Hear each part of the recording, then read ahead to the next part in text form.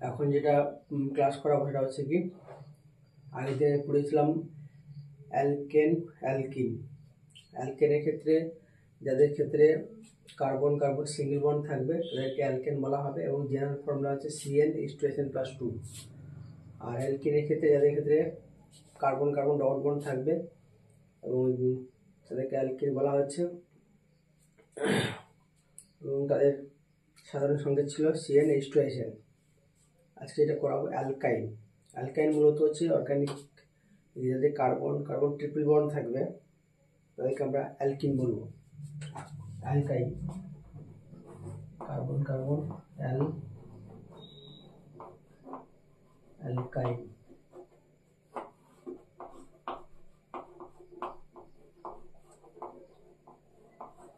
কি হবে না, কার্বন ট্রিপল বন্ড কার্বন,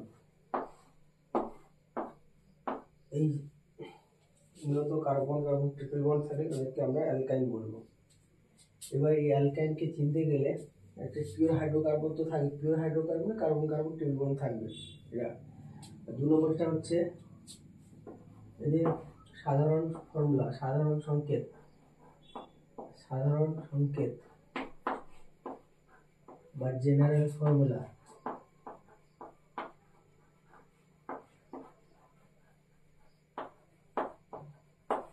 এটা হচ্ছে CnH2n-2 CnH2n-2।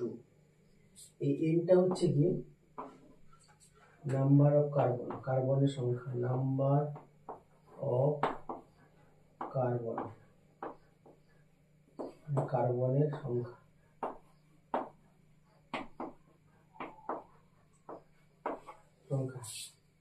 আমি একটা উদাহরণ দিচ্ছি, ধরুন অ্যাসিটিলিন। এক্সাম্পল এটা দিচ্ছি, এটা হচ্ছে acetylene, CH triple bond CH, এর নাম কি অ্যাসিটিলিন।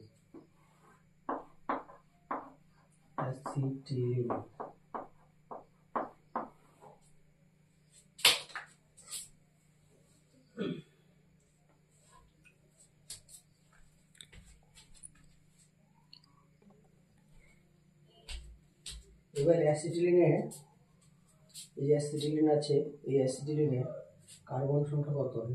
কার্বন সংখ্যা 1 2, তাহলে এর মান 2। তাহলে ফর্মুলা আমরা জানি কি, CnH2SN-2, এটা মানছে না দেখি। তাহলে C2H2 × 2 সমান কি হবে? C2H4 - 2 C2H2।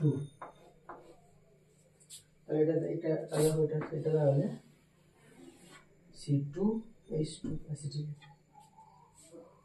তাহলে কি হচ্ছে, যাদের ট্রিপল বন্ড থাকবে এবং CnH2SN-2 এই ফর্মুলা জেনারেল সংকেত মেনে চলবে তাদেরকে আমরা বলবো অ্যাসিটিলিন কম্পাউন্ড, বা তাদেরকে আমরা বলবো অ্যালকাইন হাইড্রোকার্বন।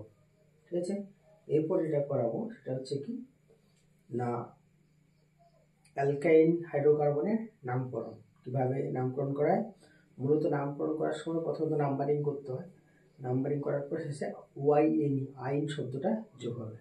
আমি পরে এটাতে দেখাবো করে।